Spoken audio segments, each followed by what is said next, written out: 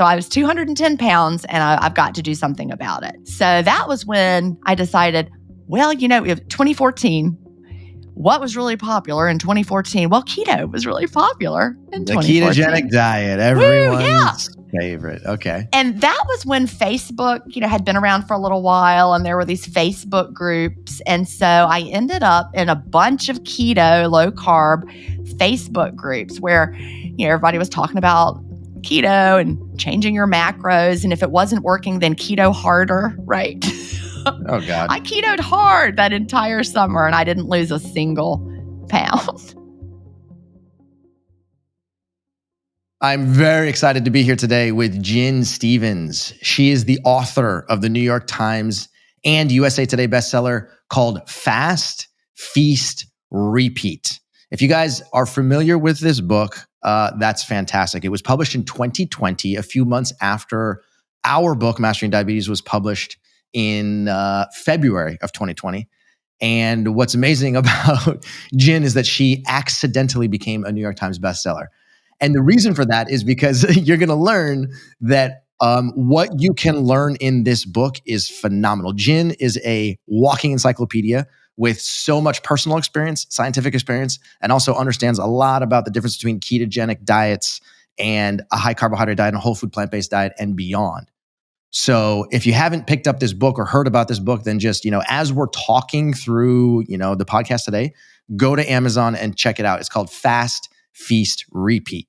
She also wrote a 28-day fast start day by day in 2023 and another book called Delay, Don't Deny back in 2016. And both of those were Amazon #1 bestsellers in the weight loss category, as well as Clean-ish, Eat Mostly Clean, Live Mainly Clean, and Unlock Your Body's Natural Ability to Self-Clean, which was published in 2022. And that was another Amazon #1 bestseller in multiple categories. So needless to say, Jyn has done the publishing thing multiple times.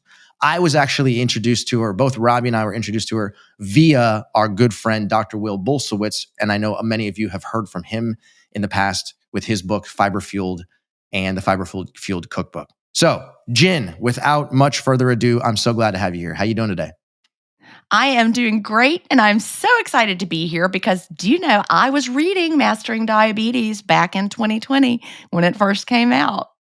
I was reading everything about intermittent fasting, because I needed to know. I needed to stay up on what other people were reading. So I've been a fan for a long time. That's fantastic. So you actually have a pretty fantastic personal story when it comes to losing weight. And you use intermittent fasting as a tool to start the weight loss process and continue it. So let's go backwards in time and explain to people what were the problems that you were experiencing and how does intermittent fasting factor into your lifestyle transformation? Absolutely. So I was somebody that was, fascinated by diets from an early age. I guess my mother was a dance teacher. And so I grew up in a world where people around me were always very body conscious.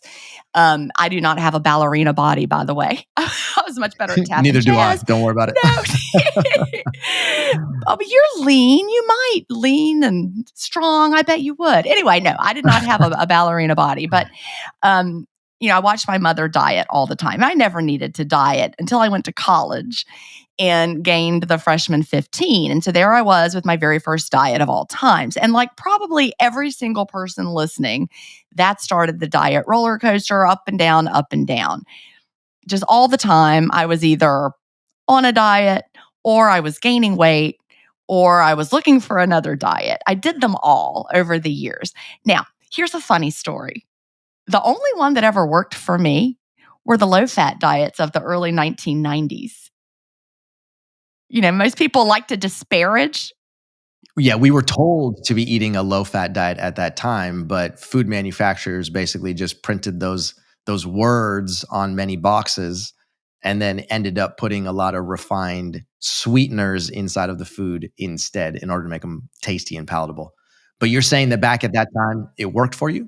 It was total garbage. I was eating the garbage. I was in my early 20s, and all I did was count my fat grams, and I was eating the Snackwells. I was eating SpaghettiOs because they had 0 grams of fat. I mean, I was drinking Coke. It was ridiculous, but I was at the smallest weight ever of my adult life at that point. And as long as I stuck to that low fat, it worked really well for me. But of course, it was not doable, and I felt awful because it was fake food. It wasn't good. Not recommended. But, I never did a low-fat diet again, which is funny since that's the one that actually worked. But I guess I knew the fat-free bologna on fat-free bread with mustard was not really a healthy way to live. So I went through the whole, yo-yo up and down, had children in 98 and 99. I was a school teacher. And, I just would find myself at the upper end of my weight range. Then I would peruse the diet section of Amazon's. What are people reading? What should I try today? And so I literally could be a diet anthropologist because I know everything about every diet that ever came out prior to when I found intermittent fasting. And I actually found intermittent fasting probably around 2009. There were a few books at the time that people were reading. There was something Brad Pilon put out called Eat, Stop, Eat. And he was a bodybuilder, weightlifting guy.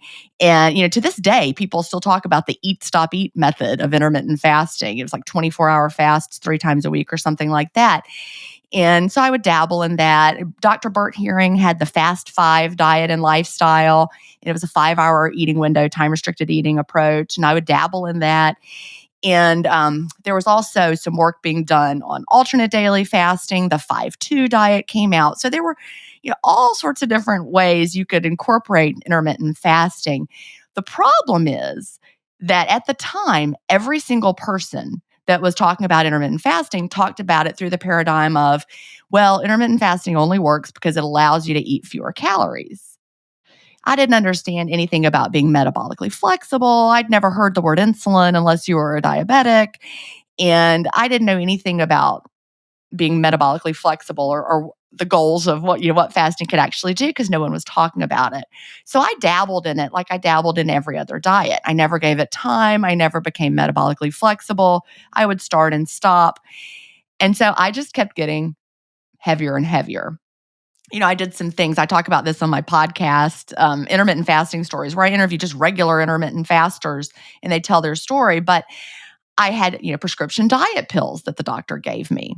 And as long as I took those prescription diet pills, I could maintain a low weight, but I felt terrible. And so I finally stopped taking those. And that's when my weight really started to balloon up. So, that's just the story of all those years, up and down, but always going up, up, up. Until finally, I went on a family cruise in 2014 in April and looked at the photos from that cruise. And I was like, who is that? That can't be me. Well, it was me. So I came home, got my scale back down off the shelf. I hadn't been weighing because I was in denial. And I weighed 210 pounds. And so I realized, I'm 5'5". That was obese. So I was 210 pounds and I've got to do something about it. So that was when I decided, 2014, what was really popular in 2014? Well, keto was really popular in 2014. The ketogenic diet, everyone's favorite. Okay. And that was when Facebook, had been around for a little while and there were these Facebook groups. And so I ended up in a bunch of keto, low carb Facebook groups where, everybody was talking about keto and changing your macros. And if it wasn't working, then keto harder, right? Oh, God. I ketoed hard that entire summer and I didn't lose a single pound. So at this time when you were doing a ketogenic diet, you were 210 pounds, 5'5", and you were trying to do a ketogenic diet specifically because you wanted to lose weight. And you did it for what period of time without any weight loss? Well, the entire summer of 2014. And I actually want to say there was a period of time when I got off that cruise ship that I did something called the HCG diet. I don't know if you heard of that. I got off the cruise ship. It was a doctor prescribed it. It was weight loss injection. So I did that. I lost some weight on that. And then you were supposed to set your losses by doing low carb. And it was a very restrictive. The HCG diet was very restrictive. So I lost, a little bit of weight with that. Not very much. I couldn't stick to it because it was so restrictive. And so I basically maintained. So I was maybe just below 200 pounds by that point. But the whole keto summer, I lost 0 pounds, not another pound. So when I started intermittent fasting I was like, I cannot restrict what I'm eating anymore. So I remembered intermittent fasting and said, I'm going to go back to that. And that was it. No more keto. So you did the ketogenic thing. You gave it your all, right? All summer, 2014, all summer. Yeah. That's a story that I hear from a lot of people. Robbie was that way when he decided to eat a ketogenic. He did a plant-based ketogenic diet before he switched over to eating a whole food plant-based diet. And I wasn't eating a ketogenic diet, but I was eating a low carbohydrate diet. And the commonality between what he did and what I did and what you did is that we all tried really hard to make it work. Right. You follow the rules, you read the books, you do the recipes, you really make a strong attempt. And, sometimes it ends up working out and sometimes it doesn't. Right. In your situation, it didn't do anything for weight loss. And so what was the next thing? I had a ketone breath meter that back in the day when I was doing it in 2014, there was one that you plugged in and it would charge up and you would blow into it. I think it was called Ketonics. And I would blow into that sucker and I was registering very high ketones. I was definitely in ketosis, but it was from all the fat that I was taking in. I was making ketones, not from stored body fat, but from fat that I was taking in. But they were telling you, add fat to your coffee, add more fat. If you're not losing fat, you're not eating enough fat. And I'm like, well, I'm blowing ketones. I'm doing everything I'm supposed to do. And I also felt terrible. I felt just horrible. So that was when I was like, something's not adding up here. Go into more detail about what that means to feel terrible. Because again, going back, Robbie was feeling terrible when he was doing the ketogenic thing. I felt terrible when I was eating a low carbohydrate diet. What does feeling terrible actually mean? Well, I had the feeling like the wired feeling of ketosis just a bit, but I didn't it wasn't good energy. It just felt very draggy. Like I also never felt satisfied from eating. It's like my brain was searching for something else. Like I would eat and my body would be physically full, but I just didn't feel like I had what my body was looking for. So I just felt kind of blah. And I also had trouble sleeping. Like the ketosis, I was in ketosis, but it was not like a good restful energy kind of feel. It was like I just didn't feel good. I couldn't sleep at all when I was doing the keto diet. When I added back carbs, it's like my brain went, ah. I remember you. You feel good. Yeah. And I was one of those people, I wasn't doing it a little bit. I was, you know how some people like subtract out fiber carbs and they're only, looking at net carbs or something. I was like 20 carbs, no matter what they were. I was following it to the letter. Yeah, 20 grams of total carbohydrate, which is actually extremely low carbohydrate. Okay, so you do this for the summer. You recognize that you have low energy, you don't feel good, you feel blah, you're not losing weight. What's next? What did you do at that point? Well, it's funny. I remembered a book that I had read years ago called The Carbohydrate Addict's Diet.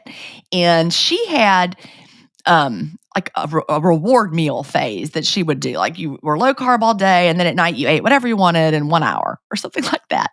And I pulled that book back out because I felt so bad and I wasn't losing weight. And then I remembered in the introduction, after reading it again, she actually was not eating low carb breakfast, low carb lunch, whatever she wanted for an hour. She just fasted all day and then ate one meal. And then that's how she lost 100 pounds, the author of this book. But when she put the book out, it was not a fasting book. And I'm like, hey, that reminds me of that thing I did before that I tried when I tried to do, the fast 5-hour daily eating window. What if I just skip all the low carb part because I'm sick of that and I just eat within that eating window again? So that's really what I did.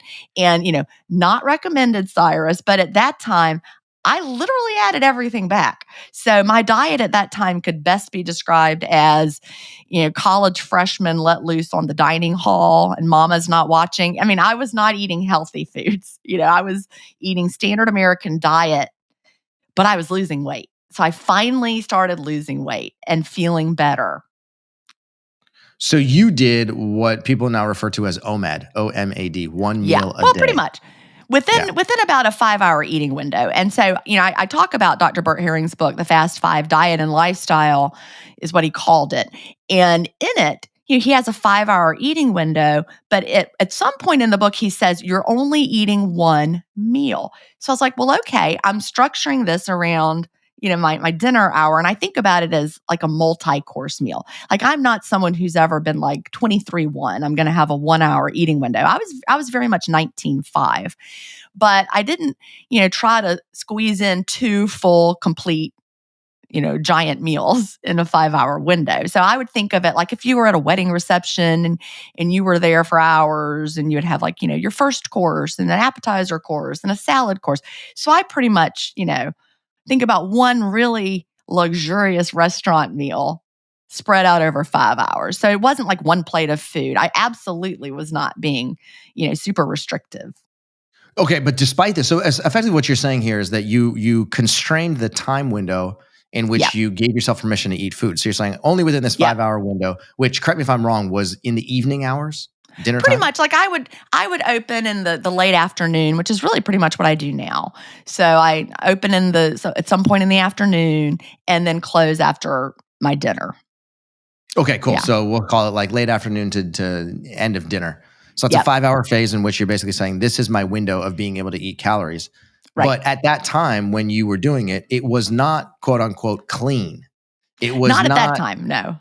Right. You had evolved eventually into understanding what it means to eat clean. But it sounds to me like it was kind of no holds barred. You were like, I'm in college. I can go to the cafeteria. I can get whatever I want, put this stuff on my plate, and I'm just going to eat until I am full. Did you find yourself eating to being over full, knowing that you were going to go another 19 hours without eating food? No. And I just want to point out, I was not actually in college. I was in my 40s. So that was I'm sorry. Yeah, I wasn't in college. I was already a mom. I was teaching and it was just like, it was as if, I was eating like that. But, no, I would stop, when I'd had enough. That was important. An important part of the process was not overeating. The food quality was not fantastic. But, I didn't overeat within that period of time. Now, what's funny is when I was getting towards my initial goal weight, I initially wanted to lose 75 pounds because I was 210. I was like, all right, where am I going to go? 75 pounds, that makes sense. 135 seems like a great goal. Let me just shoot for that. And when I was getting to the point where I was almost at my goal, maybe I had 20 pounds to go. I read a book that really changed the way I thought about food. It was called The Science of Skinny. Have you ever heard of that book? Say it one more time. Eat fast, get skinny. The Science of Skinny. The Science of Skinny. No, I have never heard that book. The author of the book, she has a chemistry background. She was a chemist and she struggled with her weight. And so she would go in and work in the lab with chemicals all day. And then she would go home and she was just eating the standard American diet herself. And then she started reading labels on the food. She didn't understand, why she was over 100 pounds overweight. I think I'm just trying to remember. It's been a while since I read it, but she was struggling with food. And then she realized, one of these chemicals that's in this ultra processed food, which of course that terminology wasn't around yet, but in this processed food I'm eating is the same chemical that I'm working with in the lab. This can't be good for me. Right. So she decided to really research food. And so she researched foods. And at that time, like I said, ultra processed hadn't even been coined yet. She was just calling it processed food. So her book was all about avoiding processed food and choosing real food and why. So I read that book and I'm like, this makes a lot of sense. So at that time, I was already down. When I first read her book, I was already down 55 pounds. And so, I'd done pretty well. So all I did was just, all right, I'm going to not have processed foods. I'm just going to eat real food. I wasn't counting calories. I wasn't counting fat grams. I wasn't counting carbs. I was just eating real food. For the first time in my life, I was just eating real food. I lost 2 pounds a week just by doing that in my eating window. It was amazing. And it was the end. Most people slow down at the end. By giving my body nourishing food in an eating window, real food, I lost 2 pounds a week and I got to my goal. And then I kept losing a little bit after that. And so I was like, wow, food makes a difference. The quality of food matters. And that sent me down the road of understanding why. And it's right after that I read Tim Spector's book, by the way, The Diet Myth, which reinforced all of that. Phenomenal. Okay, so at what point did you had mentioned before we started talking that you had also attempted doing a whole food plant-based diet, which is, in my opinion, the sort of like cleanest of the clean diets, right? So explain to me how you basically went from eating a not so clean diet to now a much cleaner diet. At what point did you try a whole food plant-based diet and why? Well, that wasn't until actually pretty recently. So my whole trajectory at that point was I started my first little Facebook group in 2015 after I'd lost my weight. It was August of 2015. And I just wanted to have a place to talk about intermittent fasting in a safe place because, Facebook can be crazy with just me and my friends who were doing it. Because at that point, people were asking me about it. So I just started that group and we were just talking about intermittent fasting. Well, then the diet wars started happening. Do you remember all the diet wars? They're still going on. But at that time, people were like, you should be keto, you should be this, you should be that. And people were really not very nice about food choices. So as a part of wanting to understand, how do you help all these people that my groups grew and grew until eventually we had almost 500,000 people combined in these groups. But as people started to wandering in from all over that were interested in intermittent fasting, why are, some people doing keto and some people are plant-based and some people are standard American diet? What is really the best way of eating? And, I started learning about the blue zones. Gut health was starting to be talked about. This was 2017. And, I'd found Tim Spector's work by that point. I participated in the American Gut Project where they tested my gut microbiome. And I was starting to connect the dots about plants, plants being so healthy with both the blue zones and our gut microbiome and why. So I started eating a lot more plants in my diet at that point. And so I never made the decision I'm going to be a vegetarian, and I'm not a vegetarian. But over time, the more plants I added in, starting in 2017, the better I felt. Like the more beans I eat, the more satisfied I feel. Fiber, plant foods. So I started to realize if I had a big steak, it set in my stomach and it didn't feel good. So I don't want to go to a restaurant and have a big steak. I want to see what they have. They have a beet salad. I'm going to get that instead. What vegetables do they have? I'll just order a whole meal based on side dishes. So over the time, my eating really changed. I went through the Zoe study, or the Zoe program. The first time I went through it was probably 2019, probably right before I read Mastering Diabetes. And I was just adding more plants. And when I first read Mastering Diabetes the first time, I was not ready to hear about fat. Oh, you were not ready to hear about the low fat approach No. for maximizing insulin sensitivity. Okay. Absolutely not. I was mad. You're mad at what? I was mad that was true. If that was true, I did not want to hear it because look, I'm a Scottish lassie in heritage. And my family, my DNA analysis showed that I'm lactase persistent. I'm one of the 25% of the population that's lactase persistent. Darn it, don't take away my butter and my dairy. And I love it. So I was mad.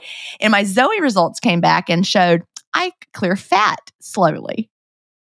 So that all sounds like, well, I clear fat slowly, meaning that too much fat is going to be inflammatory for me. Well, that made a lot of sense based on the way I felt when I did keto. It actually felt inflammatory. All the fat that I was eating felt inflammatory. If I drank a bulletproof coffee, it felt terrible. All that coconut oil, it just felt like, didn't feel good.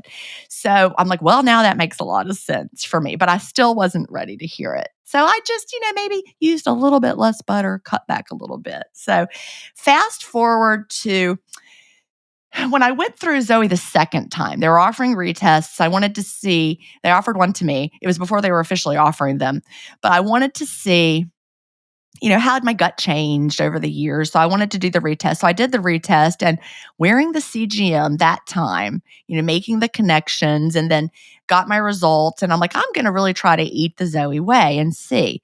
Well, I did notice that my blood sugar was better when I was doing whole food plant-based.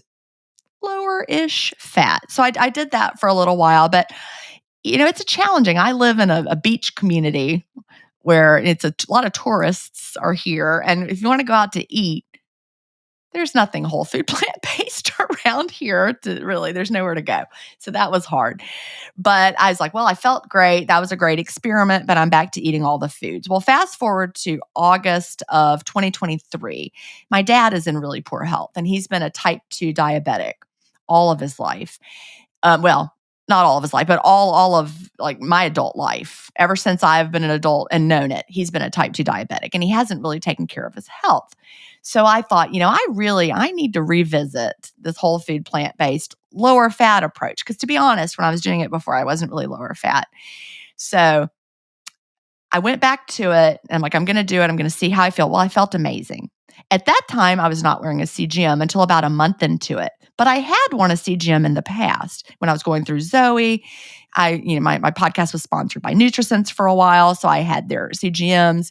And, I have a pretty healthy blood sugar response. But I'd been doing whole food plant-based for about a month. And so I popped on a CGM sensor that I had in my closet. This is the first time I'd ever worn a CGM while doing whole food plant-based low fat. I was sauteing in vegetable broth. I wasn't using olive oil. I was fully keeping the fat low.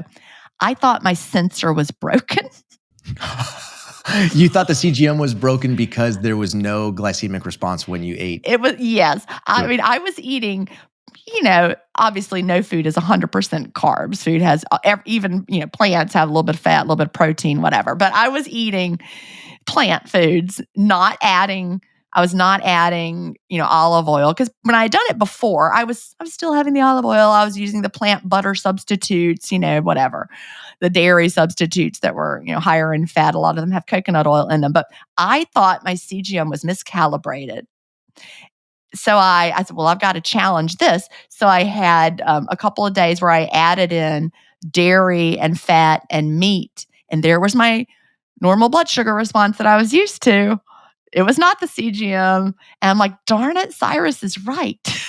Yeah, this stuff actually works. Yeah. That's actually so good to hear because most of the time, the verbiage in the world of blood glucose regulation, I'm gonna call it blood sugar regulation, even though I can't stand the term sugar.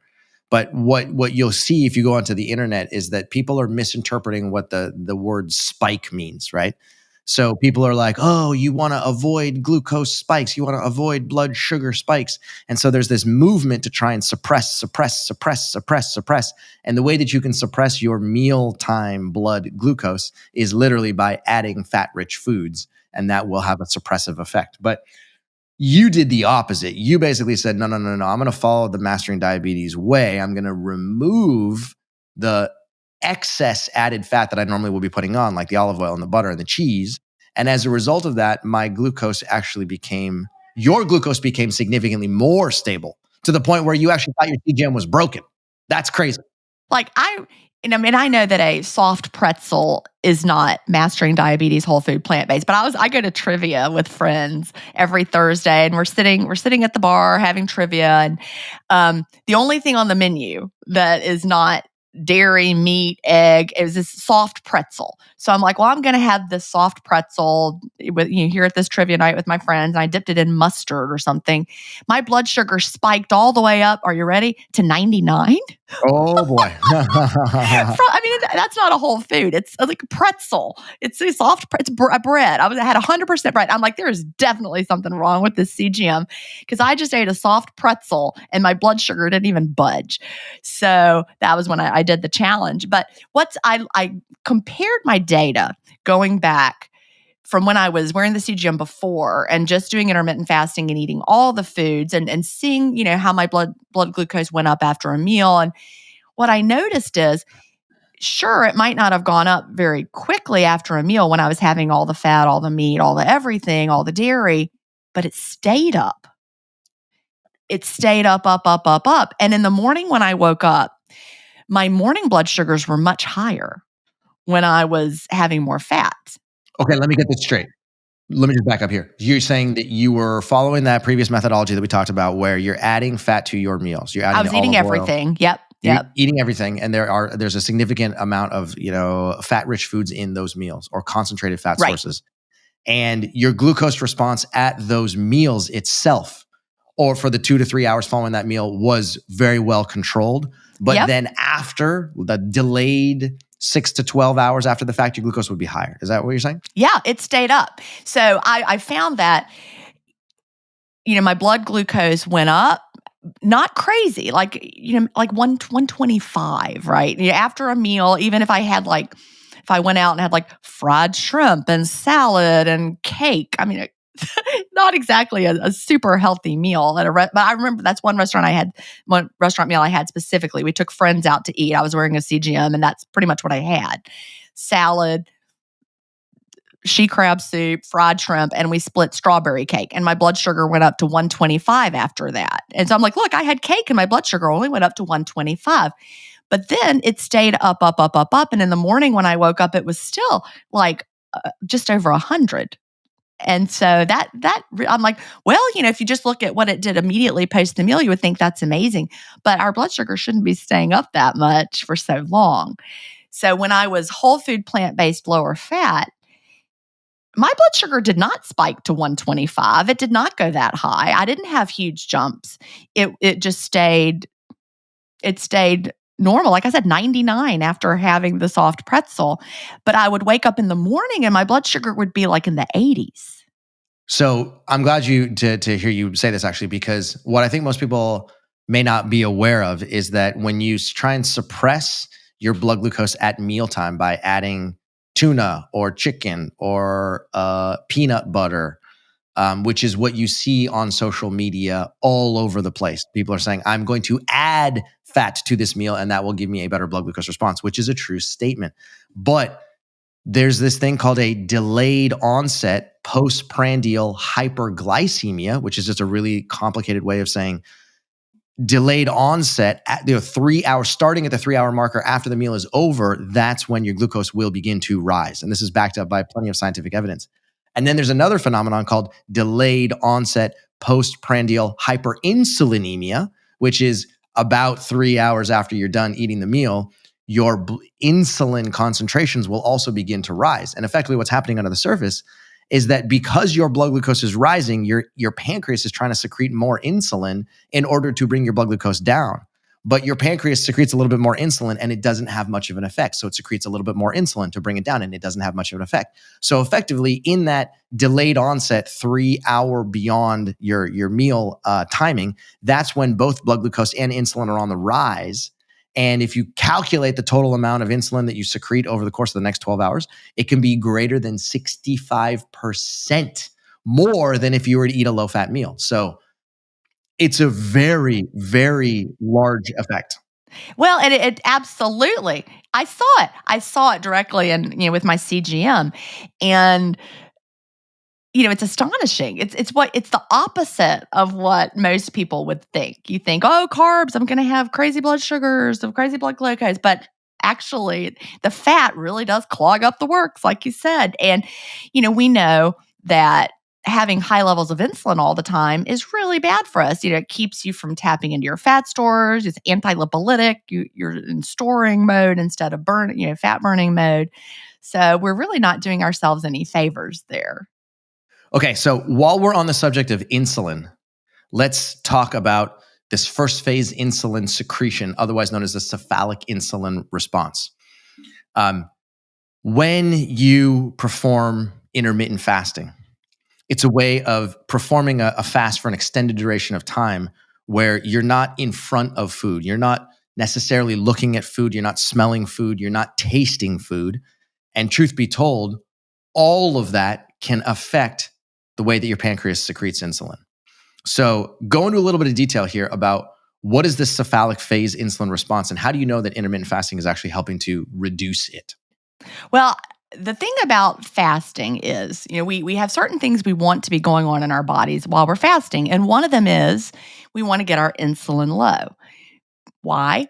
Well, as I mentioned a minute ago, insulin is anti-lipolytic, meaning if you have really high levels of insulin, it's going to be hard for your body to tap into your fat stores and burn them. So we want to keep our insulin low.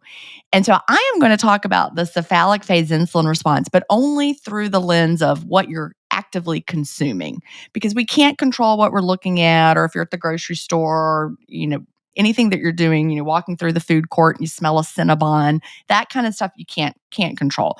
But you can control what you actually put into your mouth. And that's where the cephalic phase insulin response to taste is super important. When I first started fasting, I had a really hard time with it. It was a struggle. It was a challenge. I was white knuckling it every day, but I was very highly motivated because I was obese. And I just kept doing it. I lost the weight, but it was still very, very hard. Then in March of 2016, I read the obesity code. Now I know he's in the low carb world, and y'all aren't going to be in alignment on obviously food choices, but I learned something from him, and that was about the cephalic phase insulin response. He talks about that in the obesity code. And so with my background, as I was a school teacher, but like I said, I have a doctorate in gifted education. So I wrote a dissertation. I love to research things and learn and find out more. So I started researching the cephalic phase insulin response and actually looking at studies about that. There was one really interesting study with some kind of rodent where they tried like an artificial sweetener with the rodent, and they painted the little rodent's oral cavity with, you probably are familiar with this research, painted their little oral cavity with an artificial sweetener. They didn't even swallow it. They just tasted it. And then they measured that they had a cephalic phase insulin response to that. Then they cut the little rodent's nerves from their tongue to their brain, repeated the experiment, 0 cephalic phase insulin response. So it was the taste that was doing that. So I was like, well, okay, if we want to keep our insulin low, we want to stop tasting those things. So things like a diet soda or putting lemon in your water, all of those things can be cues to your brain that your body is going to need some extra insulin because something sweet's coming in. And our brains don't understand this is a 0-calorie sweetener from the modern world. The brain just says, well, sweetness is going to have a glycemic load associated with it. We're going to need some insulin. And you might think, well, that can't possibly be significant. But I've worked with thousands of intermittent fasters over the years, and I've now recorded like 415 episodes of intermittent fasting stories. And so many of them tell the same story as me, that before we understood about the cephalic phase insulin response and keeping our insulin low, we would try to fast with like Diet Coke or putting lemon in our water or drinking Earl Grey tea, which has, the oil of bergamot, the citrus flavor. And we were constantly white knuckling it, and fasting was hard. And we were struggling. Why is it so hard? Why are we white knuckling? Well, you know what insulin does. Insulin lowers your blood sugar. So you have the cephalic phase insulin response, your blood sugar goes down, you're starving, but you're really, really motivated. So you stick with it as long as you can. Well, when you cut out all of those flavors, all of those tastes, the flavored waters, the water enhancers, the diet sodas, if you cut all that out, suddenly the fast is so much easier. So we actually, after reading the obesity code, and I was running my Facebook groups, and we said, all right, we're going to fast without any kind of anything other than black coffee, plain tea, plain water, no flavors. The bitter flavor profile of black coffee and plain tea, a bitter flavor profile is not associated with an insulin response. So when you stick to those things, the fast is so much easier. So whatever the mechanism of action is, obviously it makes perfect sense if you understand the cephalic insulin response. It makes sense that that's why. But even if I have the mechanism completely wrong, fasting clean with black coffee, plain tea, plain water makes such a difference. And, I've noticed myself, I was at a restaurant with my son, and I was about to open my window, but I hadn't yet. So I went ahead and ordered a club soda with lime. That came first. So I squeezed the lime in, I start drinking. All of a sudden, I was like ravenous and shaky. And I'm like, there it is. There's the cephalic phase insulin response, just in that little bit of lime flavor. And I'm like, I got to eat right now. I know what the clean fast feels like. I've been doing it ever since, I started fasting 2014, 2015, but it wasn't until 2016 that I started fasting clean. So I know what it feels like to fast clean. And I know what happens when you don't. And it's such a difference. This is actually a huge epiphany for me as you were discussing this, because I haven't really like put two and two together the way that you were just describing it, but it actually makes perfect physiological sense. Good, which is because you're an expert in this. Well, no, but honestly, this is actually a big insight for me, and I think for a lot of people who are doing a intermittent fast but struggling to get through it, not recognize. So effectively, what you're saying, if I can just paraphrase properly, is that when you taste sweet flavors, whether those sweet flavors come from an artificial sweetener or a real sweetener, it could come from table sugar, it could go just anything that your tongue is going to detect as a sweet flavor. That is going to then stimulate a nervous system involvement signaling to your brain and via the vagus nerve all the way down to your pancreas.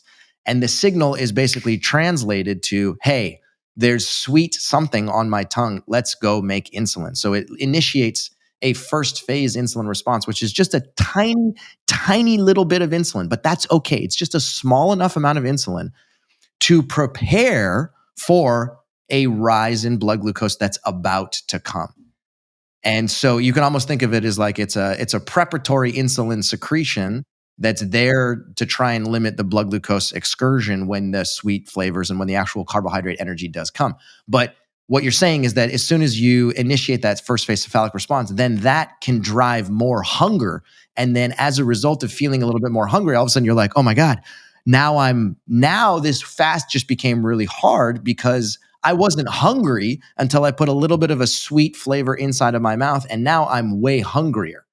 So the solution to that is to just, number one, not put sweet flavors in your mouth, or number two, actually eat or taste bitter flavors, bitter coffee, bitter tea, something like that, to prevent any type of insulin secretion. Did I get that right?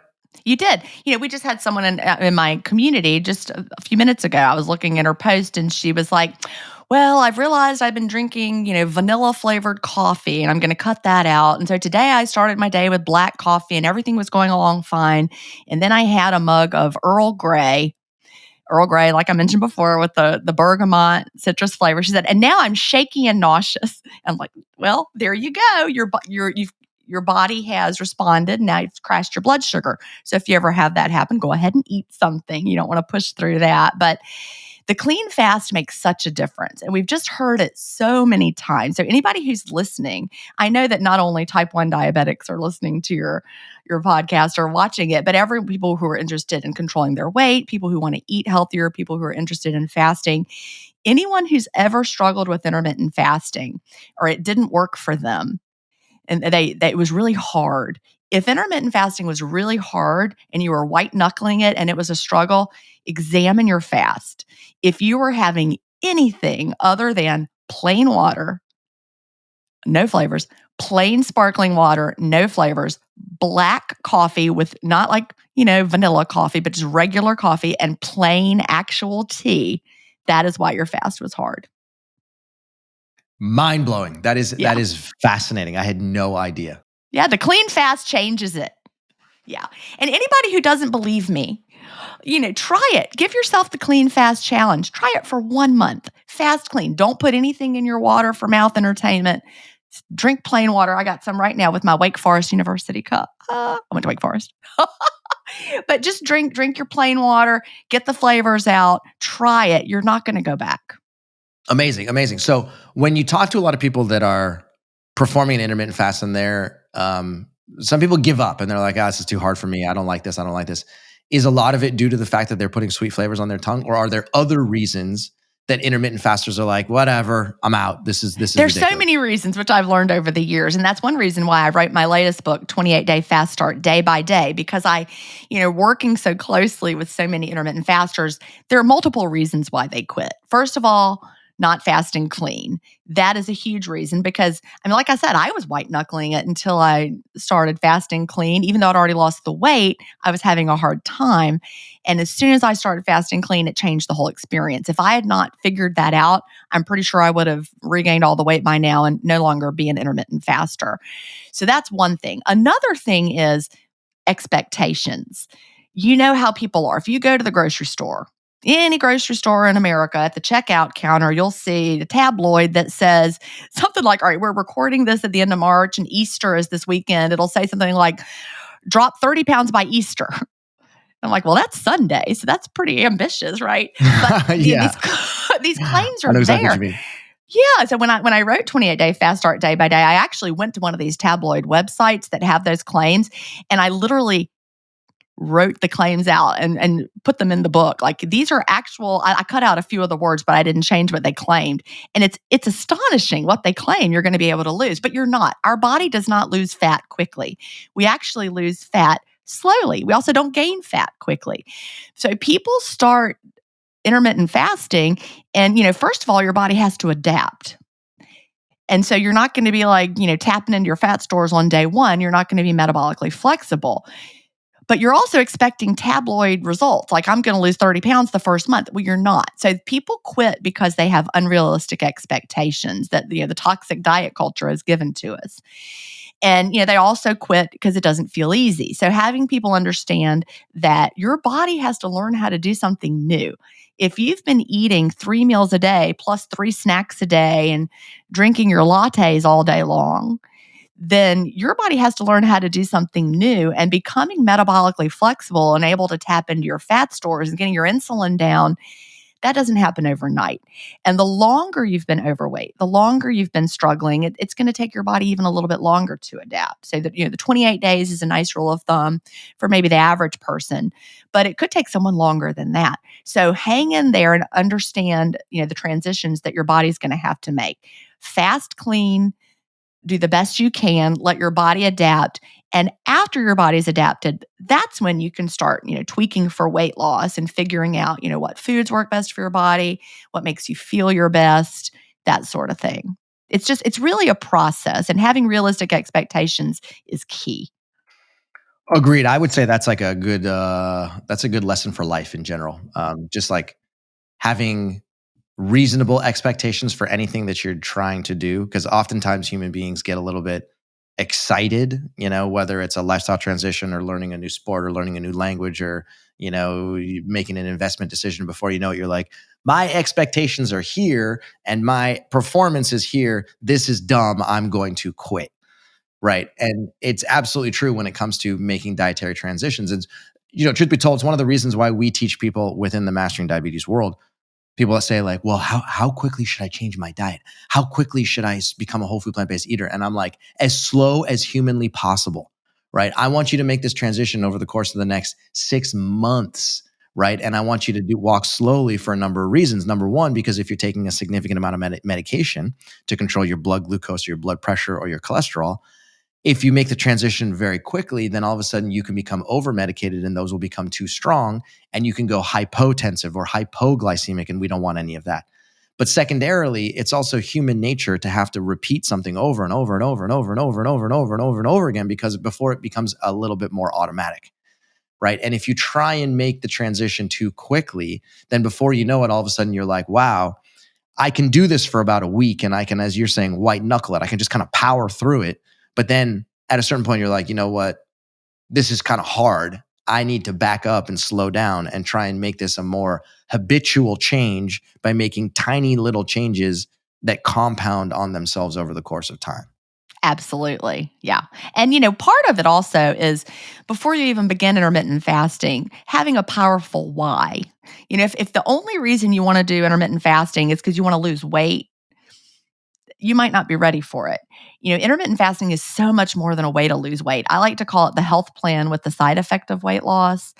And, like when I did my whole food plant-based lower fat experiment, it was my dad and his health and wanting to be healthy myself and make sure I don't ever get diabetes and that I aged, I'm going to be 55 this year. And so I don't want to go down that road. My dad was a type 2 diabetic at the age of 55, had already been one for a while. So, having a powerful why beyond just, what number label is in your clothing. It really, for any lifestyle change, you have to have a reason that is beyond just, I want to lose weight for a trip, you know. Yeah, I want to lose weight so I can fit in that bikini or go to that wedding. Right. It's got to be much more, it's got to be deeper emotional than just trying to look good. So run us through, I mean, you've been intermittent fasting now for, 10 years. Run us through, what does a typical day of eating look like for you? What is your eating window? Is it still that 5 hours from the late PM to the, dinner time? What has changed over the course of time for you? Well, it's really gotten to the point now where it's like riding a bicycle. I don't have to think about it, or driving your car. You don't even think about what you're doing. You just do it. So I wake up in the morning. I'm an early riser. Um, I wake up some point after 5, just boop, wide awake, ready to get up and start my day. And I go brew my black coffee. And if the weather is not too cold, I sit on my porch. I'm on the ocean. So I watch the sunrise with my black coffee over the ocean every single day when I can. And then, I manage my community. I just go about my morning. I record podcasts. I run errands. I do what I need to do. And then at some point, depending on the day, I open my window anytime after 2 p.m. that fits into my schedule most days. Now, if, my sister is visiting with her husband and they're like, let's go to brunch. I might try to push them a little later. Maybe we'll have brunch at noon instead of first thing in the morning. I'll open my window earlier that day. I'm certainly not dogmatic about it, but I just feel so much better if I wait until the afternoon to open my window. So I have probably what most people would call a lunchish kind of a meal around 2. And then I'll make dinner for my husband and for me, and we'll eat dinner. Usually we're done by 7. As summertime rolls around and it starts to get light later. Maybe we'll push it a little bit later, and the whole window might just back up, with the sun a little bit. Maybe I won't open till 4, and it'll be open a little later. But as I like to get up early, I also like to go to bed early. So by 9 p.m., I am looking for my pillow. So yeah, my window's usually closed by around 7, and I'm usually looking for the bed around 9. So Now, a lot of people have also been trying to implement a minimum of a 3-hour fast before they hit the pillow. So that would mean if they hit the pillow at 10 p.m., then they want to stop eating food at about 7 o'clock p.m. so that they're not going to bed in the postprandial state, so that there's not an active metabolic process happening inside of their small intestine, large intestine, and beyond. Is that something that you also practice? well, here's why I don't, because my body literally puts me to sleep. Like I can't, like I literally want to go to sleep. That my body naturally, after I've had my dinner, and it's like sitting on the couch and I'm hanging out with my husband, and I'm like, all right, I am really ready to go to bed. So I could make myself stay up a little bit later, but my body doesn't want to. Got it. I see what you're saying. So you Yeah, just follow your sort of like natural circadian rhythms I and go to do. sleep when You you're know, feeling tired. Yeah, that's and it's so hard for me in the winter when we have the time change and it's dark early. Like in all winter, I never adjusted. Like I wanted to get up at 4:30 in the morning. I'm like, it's way too early. I can't get up. I'd make myself stay in the bed, and I'd make myself stay awake at night. Maybe next year when we do the time change, I'll just finally say, forget it. I'm going to do what I want to do. I'll go to bed at 8. I don't know. But my natural circadian rhythm feels very good doing this. And it's hard to force it to do something different. Yeah, for sure. I like that a lot, actually. We had another gentleman come on the podcast. His name is Jason Prawl. He is a whirlwind of knowledge, and a lot of what his focus has been over the past couple of years is teaching people how to operate according to their natural circadian rhythms, how to wake up when the sun comes up, how to prevent yourself from using blue light late at night, how to go to sleep when the sun goes down, how to eat according to your circadian rhythms. And just that unto itself can have a profound effect on how your brain operates, how your digestive system operates, and what you feel like as a human being. So I'm glad to hear you reinforce that concept, because it's really not that complicated. But in today's modern world, we've all just become a little bit more detached from what it means to live your life according to the sort of natural circadian fluctuation. If you and I went into the actual, went into the woods and we were camping for a week at a time, we would naturally fall into, we'd wake up when it was light outside, we'd go to sleep when it was dark outside, and we would be active for most of the day. And then boom, we would just be in it right there. But in today's world, it's just kind of hard, because the world in which we live is not set up that way. And I also want to point out, there's a lot of theory surrounding circadian rhythm and like optimizing it, but we do not all have the same circadian rhythm. We don't. My husband is a night owl. He stays up late and sleeps later. Naturally, that's what he does. So we've stopped trying to go to bed and get up at the same time. I go to bed, he comes to bed later. I wake up first, he wakes up later. And it's just naturally what we do. So anytime that anybody says any kind of universal, here is the way you should be waking up and going to bed and what your circadian rhythm should be, your body may have different ideas. So I dig it. Okay, so a couple last questions here for you is if people wanted to learn more about your books and or they wanted to join your active, thriving community of thousands of intermittent fasters, where do they go? What do they do? Well, you can find everything I've got at jynstevens.com. Jyn is like gin and tonic, and Stevens is with a PH. jynstevens.com. So there I have links to all of my books, my podcasts, and my community. So we're not on Facebook anymore. We left Facebook in 2021, and it was the best decision ever because now we have, instead of people wandering in off the street like Facebook will be, people are very intentional about joining my community. They know where they're going. You can't get there by accident. You have to go there and join it. Man, it makes a lot of difference. So we have people who are, highly engaged and also highly motivated, and they all have the same, background. Everyone there is supporting the clean fast. We are not dogmatic about what someone eats. I am not whole food, plant-based, low fat right now. I want to get that out there.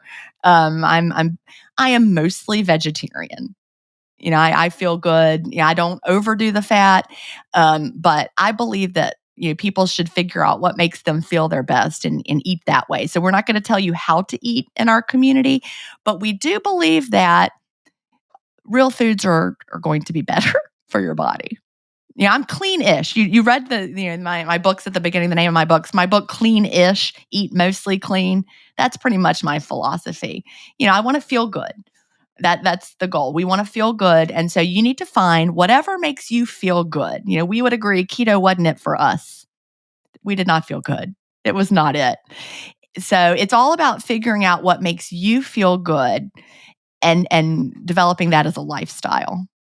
This has been very eye-opening for me, and I know it's going to be very eye-opening for a lot of our listeners. So thank you for being here today.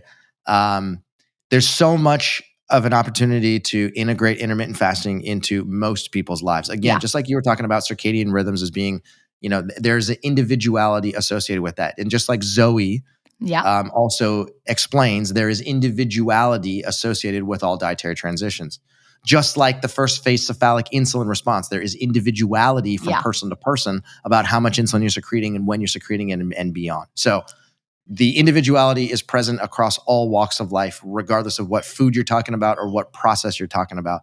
However, that being said, intermittent fasting is a process and is a tool that is available to everybody. And so if you're listening to this podcast and you either have been intermittent fasting, we want to hear about it. Okay, please write to us at team@masteringdiabetes.org and tell us your experience intermittent fasting. It could be positive, it could be negative, it could be neutral. I want to hear it all.